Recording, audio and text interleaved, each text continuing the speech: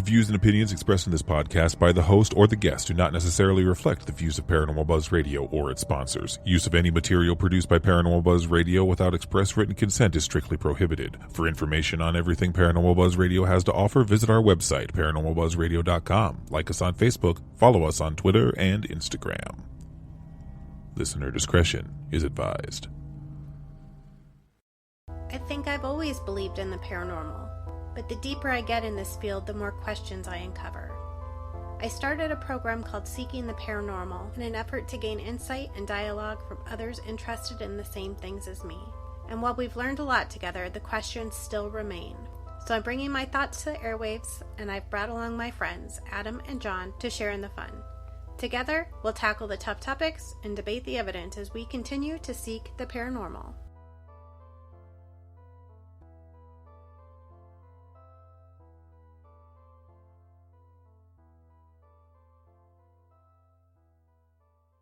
All right, welcome friends. This is Seeking the Paranormal with Sarah, Adam, and John.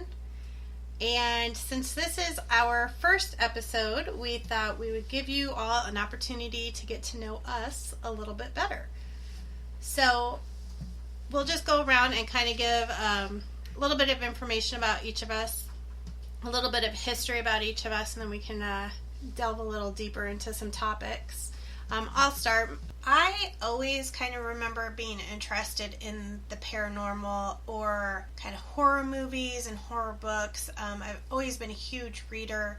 So I remember going to the library and always picking out books. If it wasn't true crime, which is probably one of my first passions, then it was horror, and always wanted to watch horror movies. And I think that ultimately is probably what led me to be involved in the paranormal. I didn't have any crazy apparitions appearing to me as a child or anything like that. Unfortunately, I think it was just natural kind of evolution, I guess, from my interests. And then realized probably about the time that Ghost Hunters came on TV that people were really doing this. It wasn't just movies and books. About the time Ghost Hunters made their debut, I started taking classes at our local community college on paranormal, and when I was done with those, kind of sat back and thought, okay, well, now I've learned some stuff, I need to start doing something with it, and looked at Adam and said, let's go, let's start doing this. So we found some friends who had mutual interest, and that is really how we got started. So I've probably been researching the paranormal, I want to say on a serious level, for about 10 years. I couldn't tell you how many investigations we've been on. We've been on quite a few. We like going to the commercially haunted locations, but actually I think it's more fun sometimes to find those places that haven't been investigated at all, like the Granger House in Marion, or finding places that have only been investigated a few times, because then you don't really know what to expect, and then you're not let down either when nothing happens or it doesn't happen like it does on TV, which, side note, turn off the TV shows, folks, start reading books. The experience is much better and your education will be served that way. I appreciate probably the history of paranormal investigating a little bit more than the science side of things. I'm our reader. I like to find things in our evidence and then see if I can find correlating, evidence through historical files, whether it be census records, obituaries, things like that. And to me, that's the ultimate proof that, how else would I have found this person if they'd not given me some information for me to go back and find them in history. So that's kind of my interest. I've been blessed to make some really amazing contacts in this field. I've gotten to hear several great people speak.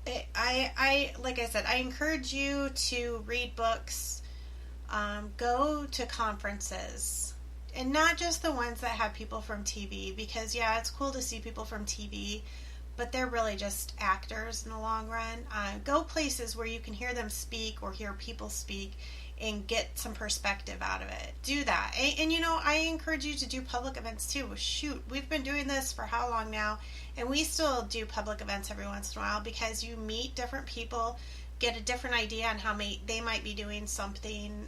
Maybe there's something in there that you can change the way you're doing it that's going to benefit you better. So you never know what you're going to get out of those. And I don't think that public events are just for people getting started. I think we all should be taking advantage of those opportunities as they come too. So I encourage you to do that. Always be trying to expand the way you're doing things. We'll talk about it in another episode, but I think right now where I'm at is I really want to start questioning why we're doing the things that we're doing and why we're looking for the things that we're doing. And I want everybody to start doing that, so we're not just being sheep and copying what we see on TV, because that's really the only way that we're going to progress this field. So that is how I got started. John, where'd you get started? Well, it's always been an interest. I got a mum who's a big believer.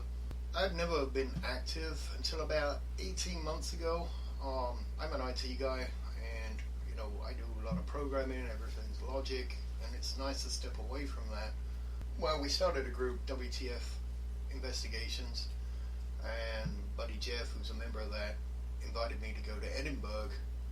I thought I'd go there for, it'd be fun, be like camping in an abandoned building. And while I was there, I was hearing things I shouldn't have heard. So that spurred me then to start a group, buy the equipment, and we just didn't have the equipment to capture it, which annoyed me. And we've been doing it ever since. So fantastic. How long did you say you've been doing this? About 18 months 18 actively. Months. Perfect. It's not a huge amount of time compared to some, but we've been doing it intensively. We go out at least twice a month. Absolutely. So. Well, we all had to get started somewhere. Mm-hmm. I will give the disclaimer for any of our listeners that hear the clicking. We are accompanied by the Hyatt Pound here, so we've got dogs walking in and out, so I apologize for that, but they're just curious. All right, Adam, let's hear your story.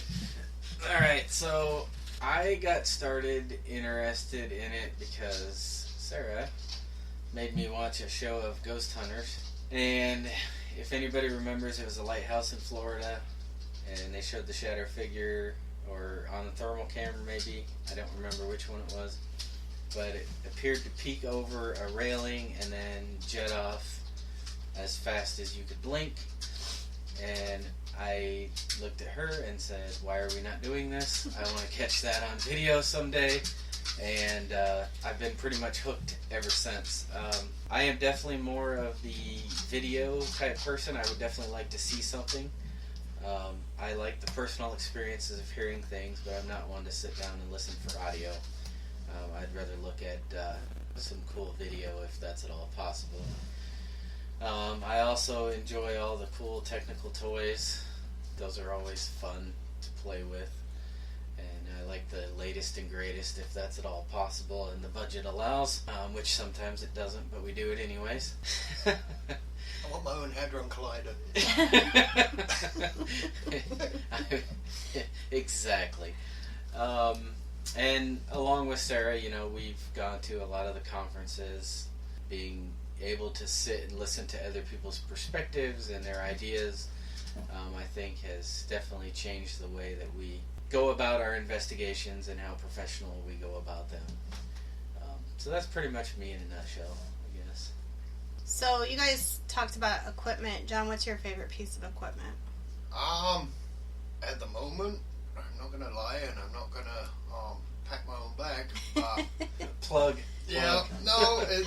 We developed a thing that I like to call the ghost feeder, and it all came about. We were looking at the EM pumps that people were putting in to get more activity by putting energy in the air. And when we looked at one, when I looked at one, I figured out, it's just a motor that spins around in there on a 9-volt battery. Of course, they go crazy when you put an EMF meter because it's an electromagnetic motor spinning around and fluctuating, which I thought was not the best way of putting energy into the air. So when I looked at it, I thought, metal detectors put out a lot of magnetic energy, and you have the added bonus that they've got an inner loop that will, if something takes a charge and reflects it back, they will let you know that something's hitting that charge. So I didn't think it worked because how many metal ghosts have you seen? But I thought the theory was sound. You know, if it's going to take a charge and reflect it back, then, and we've had a lot of success with that. You're picking up the Tin Man. Basically, yeah, or at least the spirit of. And then, but I mean, in general, I like stuff that has a sound theoretical, you know, basis to it, and also isn't too sensitive that you're picking up too many false positives, and isn't built, to be brutally honest, just for blinky lights and nice sounds. You know, those kind of turn me off. You know, that's the equipment I like. That's fantastic. And you made it yourself, which makes it even better. Adam, what's your favorite piece? I have to go with the SLS camera. It can tend to be a little false if you don't know what you're looking at, as far as looking at a stationary object. It can map that as a figure, so if you're not paying attention to what it's actually focusing on, you could get false positives. But we have had a great deal of success with it actually reacting and maybe even doing things on command as far as the stick figures go. Wave with your right hand, that kind of stuff. And being I'm more of the visual guy anyways, that is probably on the top of my list currently. Until something new comes out, then we might have to get something else. Hadron Collider. We'll have an episode coming up eventually about equipment, so I don't want to get too deep into that, but John, since you're kind of technically minded, I'm curious your thought on the SLS camera. Honestly, I haven't made my mind up. We used one, and we've had results with it. Basically, it's an Xbox controller. And when you get something, and we've had things, but when you put your hand over the front and wipe it, kind of like an Etch-a-Sketch, if it doesn't go away, I think you've got something. Now, our experience has, we've never had anything where I could wipe my hand over the front and make it stay there. So, there's no way. I don't discount things out of hand, but I like to see, an effort instead of jumping straight to Ghost. And that's the same with any piece of equipment. I'm not just picking on the SLS, but any piece of equipment, I like. Adam, if you've had SLSs that react on command, I'd be like, I want one like that. Well, and we have. I mean, a couple of times where hey, could you wave with your right hand, and they'll do it. Yeah, and that's pretty cool. We've had them. A really great example of that, and I'll make this story quick, was in a schoolhouse in Minnesota, and it looked like two stick figures standing on the desk, like shaking their booties at us. And Sarah made the comment that Mr. Hyatt, me, has a camera that can see you, and they disappeared that quick. And they looked like they were smaller. In a little one-room schoolhouse, could I see little kids playing tricks like that? Yeah. Absolutely. Could I see them running off the minute they know we can see them? Absolutely. So that was a pretty cool experience. And that, to me, that means a lot in that if equipment goes off, if it goes off in context of either what you're saying or where you're at, I think to me that is a big that's a big plus. You can sit there and say, okay, all the scientific reasons why it did go off, but if it goes off in context of what you're saying and where you're at, that to me that's a big plus on, hey, maybe we caught something. I like the SLS camera, although I do think it kind of takes the fun out of it sometimes, because you can see science isn't always fun, right? It's just so fantastic to see something in front of you that we've never been able to physically see before, and then to get it to do what you're asking blows my mind. But that's happened. I mean, throughout modern history, that's happened. So, 1830s? I can't remember now. We didn't even know there were radio waves. Then we discovered radio waves. Now we can see radio waves, and the electron microscope. The theory of the atom was the ancient Greeks, but no one saw it until we actually built electron microscopes, and now you can see an atom, and it blows your mind. And you're like, oh. And now we can split atoms, and now we're looking at subatom particles in quantum physics. So, maybe one day we'll. And actually, they're measuring them; they're not seeing them. But so my feeling is, the paranormal has never been, as far as scientists go. There's a few scientists that take it seriously, but it's never been, really gone after by pure science. So, I mean, you've got the Society for Paranormal Research that I just joined, and they won't let you do a field study unless you are an accredited scientist, which is fine. It doesn't please a lot of people because they will debunk 99% of stuff.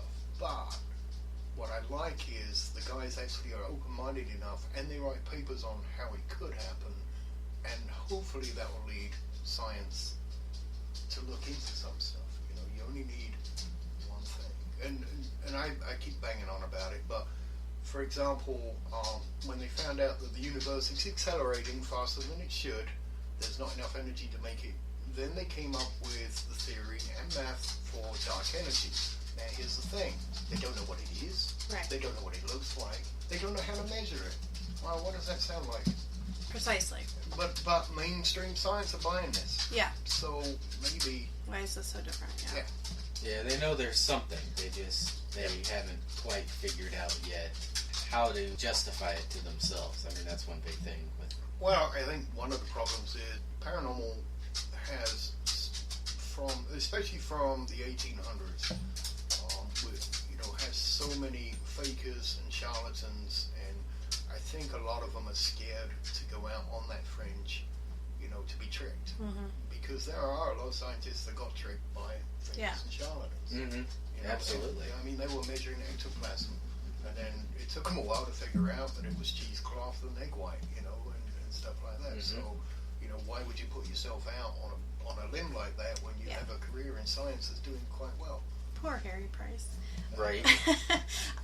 Well, and you touched a little bit about background. I think that some people outside of the paranormal community think that we're all nut jobs. Right, nut jobs. That's a good way of putting it. So without getting too terribly personal, I can tell you I've got some college under my belt. I am an emergency dispatcher for my local police department.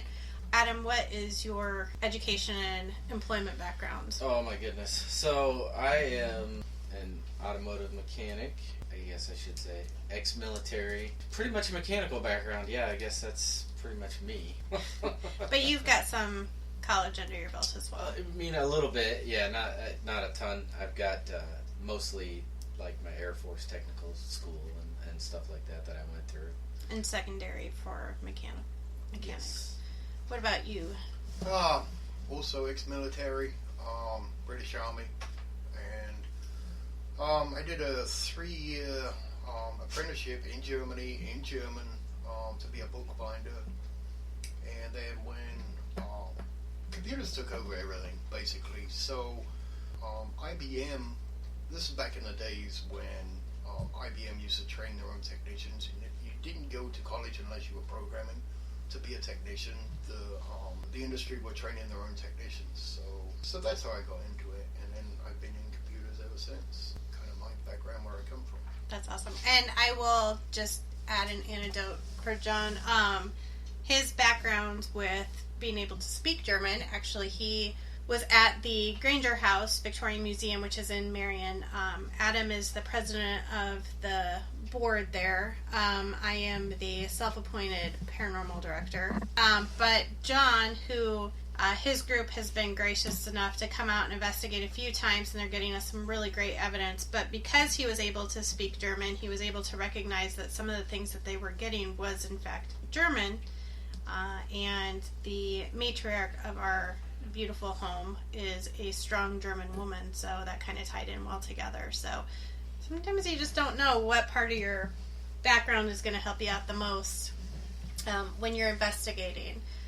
My favorite piece of equipment is digital voice recorder. So I'm kind of the opposite of Adam. I do not ever want to sit and watch a screen for hours on end looking for something. It's so much fun. No, it's not. You might see a bat. I'm okay. I would rather sit and listen. I was going to say all. Right. That's probably not going to fit in right now. That'll be for another. That's a whole other show. Tune in at another episode for that. I would rather listen to silence for hours in the hopes of getting that one EVP. Now, I don't consider myself to be anything super special, but I can only think of about one investigation we've ever done where I have not gotten any EVPs. John, do you guys find that EVPs are something that you guys get a lot or not so much? We get them. We have a rule, or actually I have a rule, because I will not go over any piece of audio evidence too many times, because you will get audio pareidolia. The more you look, the more you will find. That being said, at the beginning, pure EVPs, we didn't get many, and I think it's because I wasn't trained myself. Mm-hmm. You sit and listen, and you're not really listening to it, because if you don't get any, you don't believe you're going to get any. Yeah. But once you start getting a few, and you're like, what was that? And then you go back, and then you catch it, then you know kind of what to listen for, and then you kind of train your mind to, okay, and if I have to work too hard to hear it, I will leave it alone. I agree. So, compared to some groups that get EVPs every 3 minutes, and some groups, it's a thing where if you work too hard for it, it's probably not an EVP. And a lot of them, to be really honest, a lot of them that I get that are clear as day. To give an anecdote, we did a 20-minute walk around a graveyard here in Cedar Rapids. So we just did a 20-minute recce. As soon as I turned the recorder on, we got a really clear EVP of a girl's voice saying, "It's cold." And we didn't get anything for the rest of the 20 minutes walking around. So I had trouble with that, saying, why do we get it right at the beginning and then not the rest of it? But it was so clear, I was like, okay, we're going to put that in. We're going to use that as evidence. So it depends on where you're coming from, for me. Yeah. Well, and that gives my best advice for anybody in getting started, or even if you're not getting started, is always start that digital voice recorder the second you set foot in wherever you're investigating. My experience is that most of our EVPs have come when we are having our own private conversations and not asking questions to those around us. So, can I answer that? Yeah. Just in my experience. So, when we go on a investigation, we've got like 3 or 4 of them, and we leave them out, and we always keep 1 or 2 back for ourselves. Plus, we've got the microphone on the camera. In my experience, usually we get a lot more EVP interaction when we're talking. So when we've taken it out for a smoke break, when we leave, we'll be talking. That's when we hear stuff. Yeah. Kind of talking with us or over us, or now a lot of skeptics will say, okay, you're hearing EVPs because that's when other noises are coming in, like breathing, and which is a fair argument, but that's where we get the most, and I'm not convinced always that's what it is. When you've got a Class A or B EVP, though, it's going to be pretty hard for you to talk me out of that. Yeah. We might be able to disagree on what's being said, but I mean, a good EVP when you hear one, and it's... When we were at Edinburgh, so it was me, this is the first time I went, this is what got me into this. Yeah. So my prep was, because I didn't take it seriously, I'm like, well, I got to contribute something. I went and bought a $30 digital recorder, and then there you go, I'm a ghost hunter, and whatever, But I had it on.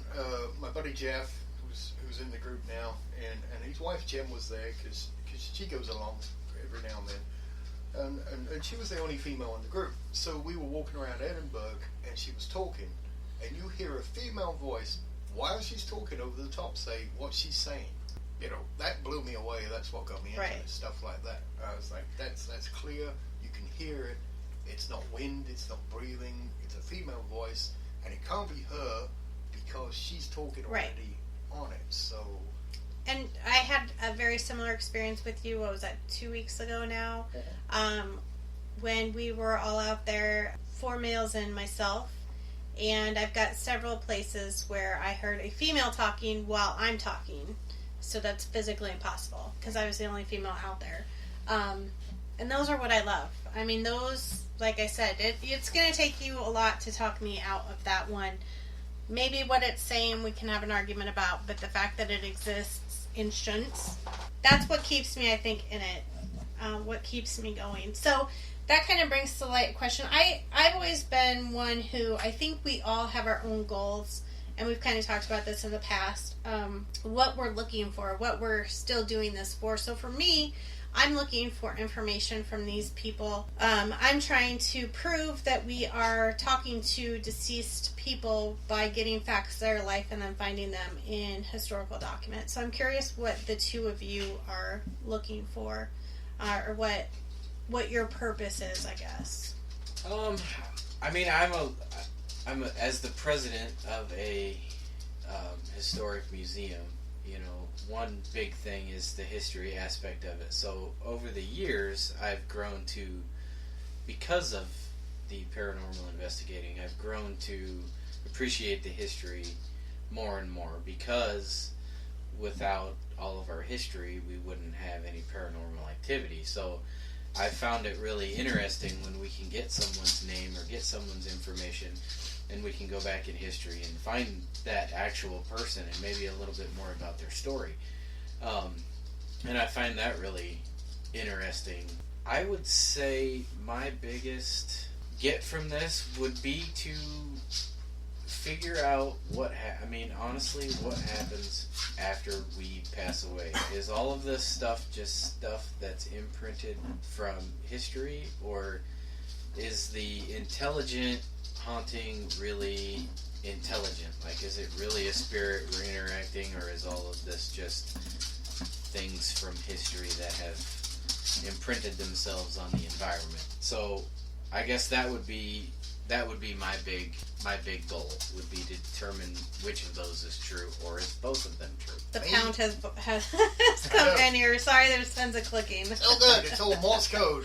Yes. Right. If you can figure out the code, you get a free T-shirt. I guess for me, I didn't really have a goal when I started. Well, I still do have the same goal when I started. Is I enjoy doing it. I mean, for me, it's like going fishing for some people, or camping. You know, you go out, you throw it out, and see what you get. I mean, to me, ghost hunting, really, because, and maybe we'll do this, I'd like to do this in another podcast, but, you know, we call it ghost hunting, but do we know the ghost? I mean, that's a leap of faith. Right. It's a dead person that you get. Basically, what you're doing is you are searching for anomalies, and I enjoy doing that. You know, all the things that the ghost hunters do, I enjoy doing that. But my ultimate goal would be that if I can put together a structured experiment, which I do, and if I can go out to a place and get an anomalous result, and then go back and do it again.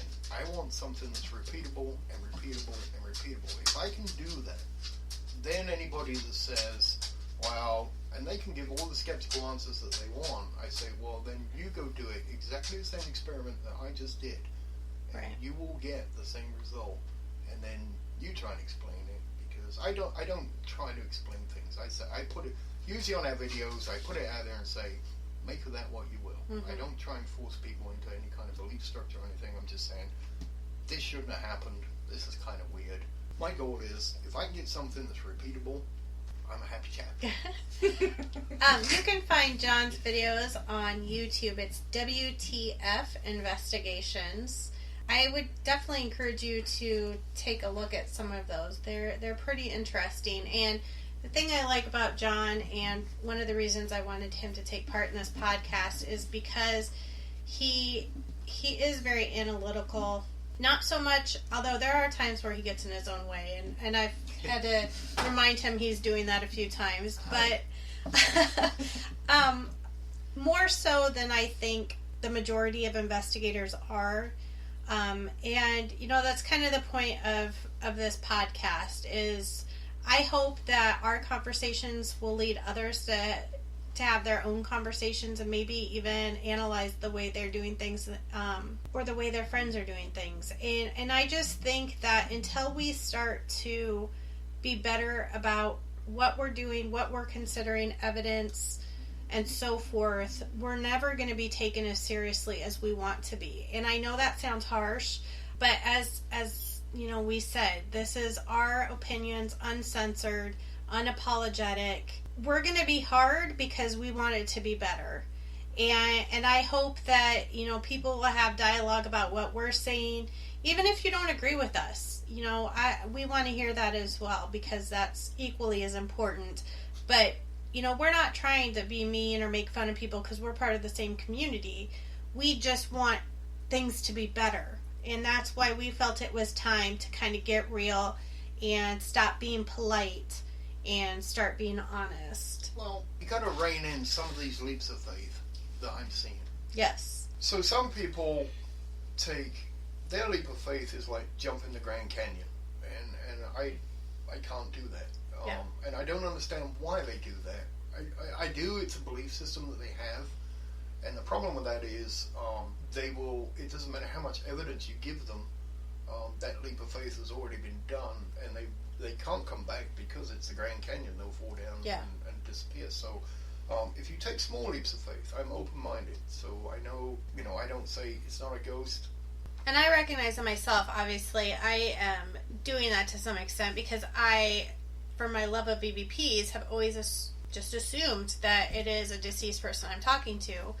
But then again, I also feel like the fact that I've been able to find a lot of these people in historical records kind of confirms that. But I mean, I absolutely get that, because there was never any in between to me. It was the second I got an EVP, I naturally assumed it was a dead person talking to me. So, but yes, I mean, And we should get into that maybe in another episode. In that, a lot of what I think about before I go on a ghost hunt and do, you know, I plan experiments. A lot of what I think about, and maybe what I've seen, 90% of the paranormal on ghost hunters, in fact 99% of them, because they're called ghost hunters, they assume that a ghost is a ghost is a ghost is a Right. dead person. And now if you pick up an EVP, what's telling you that it's a ghost? Right. It could be, you know, there's lots of other theories of, you know, multiple dimensions, even string theory, and all kinds of things that it could be. An echo in time. It could be an echo in time. We know that those happen. well, and I will tell you that the more time I've spent in this field and, you know, attending classes and conferences and so forth, and I will tell you, Rosemary Ellen Guiley is kind of who I need to credit for this, but it's really opened my mind to the paranormal not just being ghosts.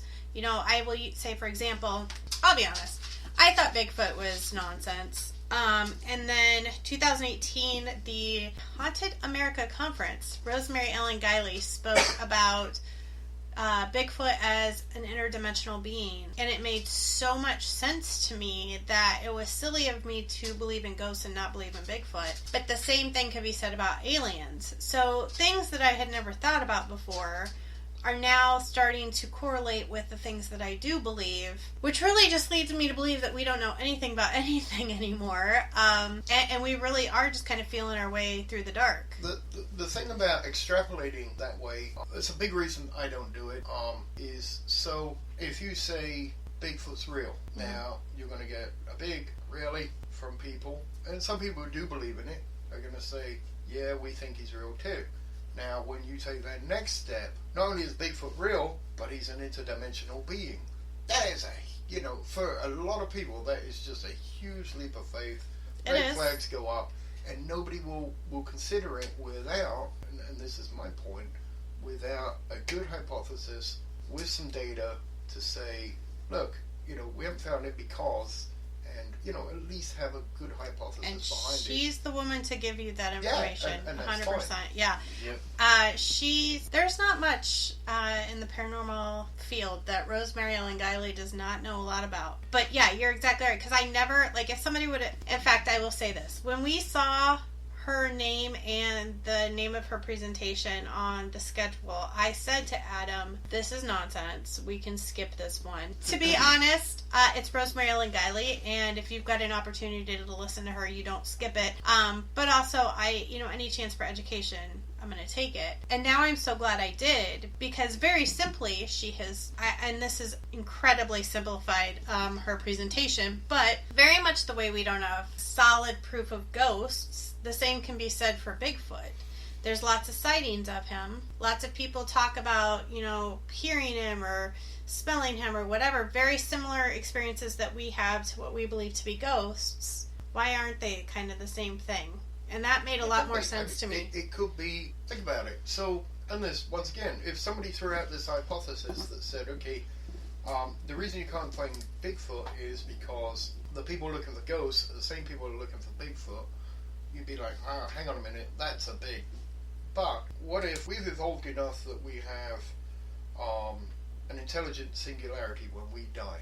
What if another species, which was the Bigfoot, and evolved enough that they become a singularity when they die? But the point being is, for me, before you can make that huge leap, is we've got to prove it, that there are intelligent singularities, and that's where I stop. And that's just me. I'm like, look, let's put one foot in front of the other. I can't cross that bridge until I've got a couple of boards down that I can deal with to put the next boards down. And I know sometimes I just get too excited, but I think that's the problem with this field, and sometimes we need to all stop and slow down a little bit. Yeah. Step back and say. So that's kind of the point that we. If we could agree what the foundations, is what let's start need. there. No, really, which is why my goal is having a repeatable experiment. Yeah. So then you can bring in, they call it, whatever, the SPR, because those guys are open-minded enough and they're scientific enough to actually come in and say, we can't explain this, and do a paper on it, because they understand a lot more about quantum physics and physics and everything else. Well, and the truth of the matter is, once you figure out that one thing that they can say, okay, we can't explain this, then from that point, then you know what to measure other things off of. It's like a big tree. I mean, once that one big stem goes up, then you determine what other branches you can take off of that to make more tests and keep going further and further and grow higher and higher. And that goes back to equipment. So at the moment, we're shotgunning it with everything. Yes. From temperature to, static to, EMF to magnetism to, we don't know what to use on them. If we can get one repeatable experiment where something picks something up and we're looking at what detector we're using on that, then at least we have a thread to start pulling on to unravel the whole carpet. Absolutely. 100%. And this has been going on since, modern science, 1800s. Right. People from Harry Price onwards have been ghost hunting. And I'll be honest with you, there's a big part of me that says we've got nowhere with it. I would agree. I would agree. All these people running around, with infrared and going, what's that? I don't think we're any further really than they were during the spiritualism movement. We've just got different equipment than just a Ouija board. But it hasn't brought us any further.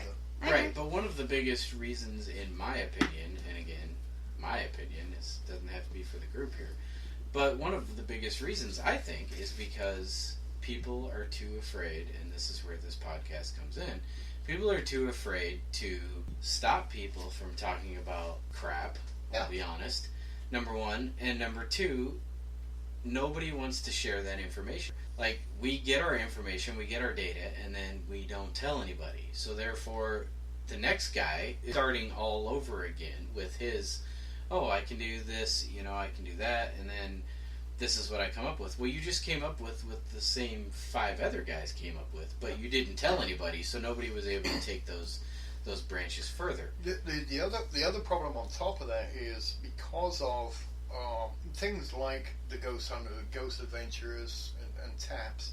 The science is pseudoscience, and honestly, and I'm going to say it out loud, ghost adventures, there's just no science in there whatsoever, to be honest with you. Amen. Thank you. And But the thing being is if you are serious about getting to the bottom of it, or you have groups that just want to go out and do folklore, because that's really all they're doing.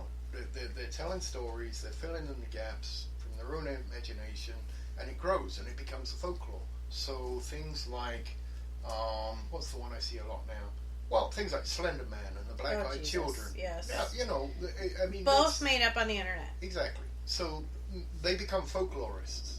They go out, and it's like camping. They tell themselves scary stories. Now, they may have an EMF meter in their hand and things like that, and look around in the dark, infrared, with glowy eyes because it's infrared, and say, what was that? Ooh, that happened off camera. Basically, they're folklorists. They're modern versions of folklorists. And that's fine, because if you want to go out and have a good time, that's fine. But the problem is they'll do the YouTube, and then it becomes a reality show where this is real when it isn't. Right. You know, and then all of a sudden it all gets bundled into one, and that is, you know, for serious. Here's the thing. So you are either a ghost hunter or you are a paranormal investigator. And I think there is a very big distinction between the two. If you're a ghost hunter, that's fine. You go out and you find anomalies, that's fine too, and that's fine. But if you're a paranormal actual investigator, you have to try and bring the science in a little bit more. And I call myself a paranormal historian because I That's don't do the science part. I just do the history part. No, but I mean, but that's an important part of the science part, because when you get a result, for example, we go in, we try not to get the history, and if we get something coming out of something we're testing, you know, okay, is this part of the history? So we need someone like you to say, okay, yes, we went back and look, there is someone like that, and as much that we didn't know before, that came out of this equipment and matches up to history, and I'm fine with that. But a lot of times it happens, in fact most of the time it happens the other way around. I agree. People will go and do all the history and listen to the blurb, especially from the commercial places.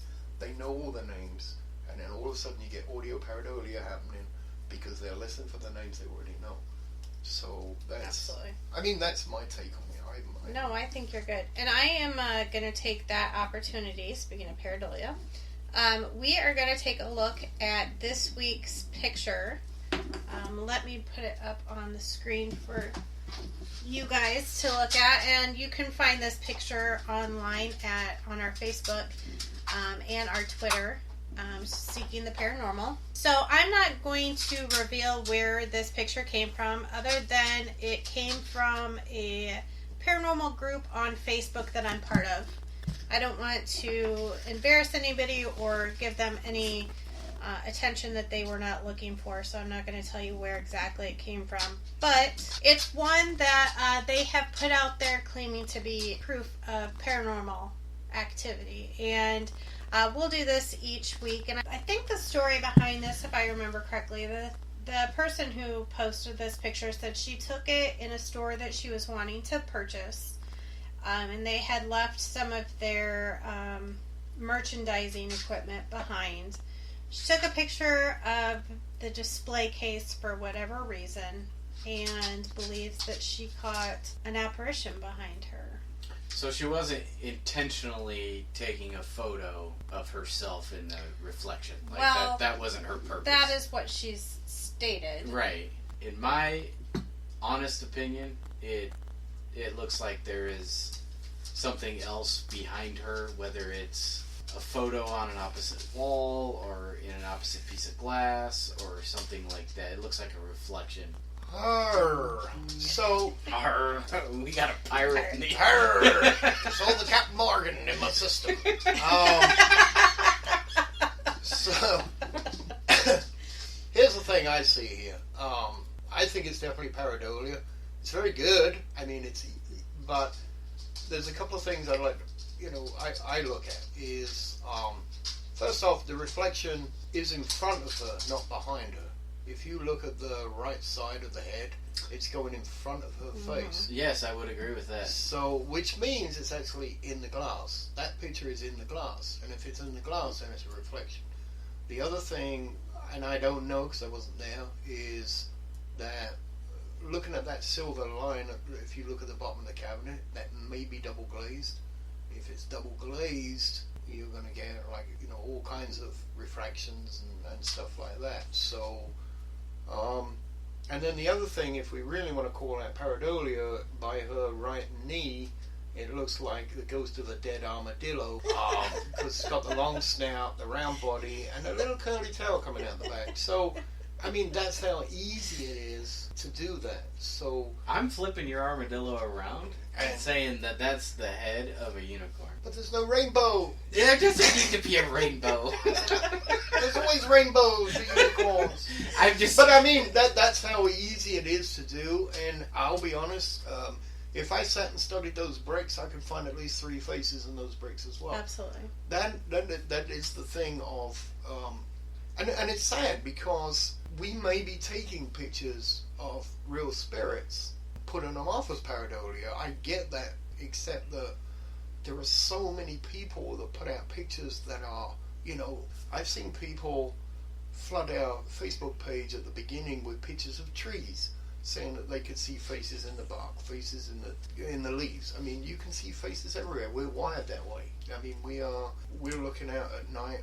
Back in the days when we just invented fire, or even before that, we're looking for predators, and it's still there. And faces or shapes or anything like that, we are hardwired to see, which makes it harder to find ghosts in pictures. And it's always going to be a battle between people that believe and people that don't believe. People that don't believe are always going to say that's a technical error, that's pareidolia, and I get that, and I get why people that do believe get really up to their eyebrows with stop saying it's pareidolia all the time. I get that. Well, people just want so badly to capture a ghost. Exactly. But the reason that happens is because so many people take such a huge leap of faith. Mm-hmm. We get flooded with the photos, and the people that say it's pareidolia, 90-something% are right, so they feel vindicated. Yeah. The people that see things, you know, that 5% that actually catch something, and it just gets labeled pareidolia straight away, they get frustrated. So what we should do is just try and ease in or educate people that 90-something% of the time it is going to be pareidolia, unless you can explain why a ghost is standing in front of you looking at an empty display case with nothing to see. Right. In an empty building. You know, why would he be there, or who's his name? You know, do something Absolutely. To explain that. And I think it starts with educating people on what pareidolia is. So in case you don't know, and you really should, but our brains are hardwired to find patterns in sounds and in images. So we're made to find these patterns, and we're made to find shapes. So basically what we're saying is start questioning yourself a little bit harder, and don't just look at it and go, oh my god, I caught something. Ask yourself some more questions before you throw it up on the internet. Am I seeing something that maybe isn't there? Am I seeing something that could be construed as something else? Is what I'm seeing, in fact, something else? In this case, I think it's pretty safe to say that whatever that second face is probably not a ghost. I'm sure that there are people who are going to look at that and say absolutely it is, and we are probably awful people for thinking otherwise. No, we're not, because here's the thing. If you look left side of that head, if you look at the parting, the angle of the parting on the left side of that head, and you look at the parting on the real head, the left side, those are almost the same degree. So is it her? I can't tell you 100%, but you know, you have to take things like that into if you took her face, photoshopped it, and made it wider, would it look like that? It might. Well, I think 100% it could be her. Now that I'm looking again, look at the eye spacing. Eye spacing is perfect. What looks to me like maybe a goatee on the face. It's probably is her phone in front of her. Yeah. And the glass is curved. Yeah. So it's gonna make that reflection. So we have out. Solved the mystery. Actually, can I bring that up? Yeah. So really, for me personally, the best 100% example of pareidolia is a Turin shroud. It is. I don't want to, annoy people's religious things, but the point being is, if the shroud had really been on Jesus' face, spread across his face, yes, when you pull it straight again, his face would have been about 18 inches wide. You're right. And it's not. It's as if it's like a photograph straight down. Yes. It doesn't work. And if it's not a fake, it's pareidolia. So, and that's what we're seeing here. So, like you say, it's a curved piece of glass. Yes. And well done for picking that up, because I was thinking about it. But yeah, so what's going to happen is, it's going to be curved. So she's looking at it at one angle. If the light source is coming at another angle, it's going to be longer. Right. But you have to do that to yourself. Yeah. Well, and that's one of the main issues that we have, and that's why people will turn around and laugh, snicker, make fun of, whatever the case might be, is because there's not enough people taking the time to look closer and take a huge leap of faith. Right. They want to just instantly jump to paranormal versus let's take a step back. I mean, honestly, if I was this person, I would want to go back to that store, recreate the photo again, and if I get the exact same photo from the exact same spot... I'm sorry, I don't mean to break in. No, you're fine. No, if she'd taken 3 in a row, boom, boom, boom, and just moved a little bit, boom, boom, boom, if, then, and it was following her, and it had changed the angle of its head or something like that, that would have been awesome evidence. One shot's, you're right. Yes. No. The reason I say go back and do it again is because I have a feeling that this person did not realize they had captured something until they were home. Okay. And then they realized. I mean, that's my thought process. Yeah. I could be totally wrong. The thing that mixes with that is, so she's there. Where's the light source coming from? If it's coming from the sun coming through the windows, as she goes back, not quite the right time of day, the light source is going to be different. So she's going to take it again to prove it different, but it will be an hour later, an hour earlier, whatever, and the light source is going to be different. You're not going to get that effect. So that will be proof in their mind that it was a ghost. Point taken. If you see what I mean. Yeah, absolutely. And once again, it's hard because that might be a ghost, but the chances are it isn't. Right. Well, and the other thing that I think has kind of ruined it, for me anyway, looking at other people's paranormal photographs, is if I see something that is so good I cannot refute it, I automatically assume it's faked. Yeah. And I say that to the guys in our group. I said, Eric, in our group, he's the one that wants to get punched in the face by... And I said to him, I said, if we film a full apparition coming up, grabbing you by the neck, throwing you into a wall, that's going to be the best evidence ever. Except no one is going to believe it, ever. So that's why I always fall back to the recreate it, On that note, next week's picture will be a ghost picture of Eric, and we can dissect that a little bit more. We're going to dissect one of our own photos. Yes, I think that's important. That is very important. Yes, I agree. Most, if not a lot of photos that we get shown wherever on the internet, whatever the case might be. If it's too good, we definitely do say, yeah, I think that's fake. Which is a shame.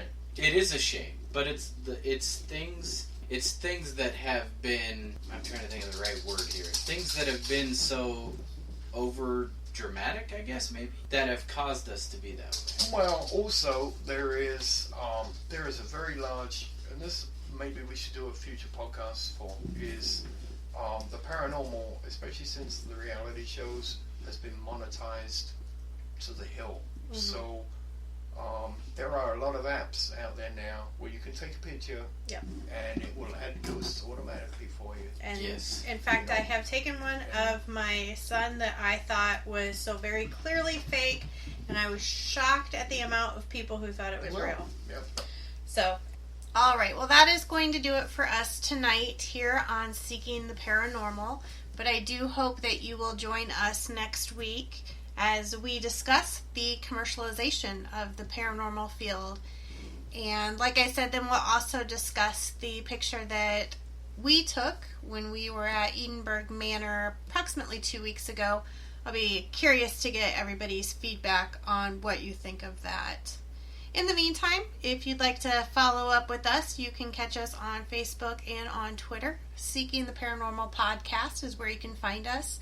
And please don't be shy about sharing your opinions. That's why we do this. That's what we want. Until then, we hope you have a great rest of your week, and we'll talk to you this time next week. Bye-bye.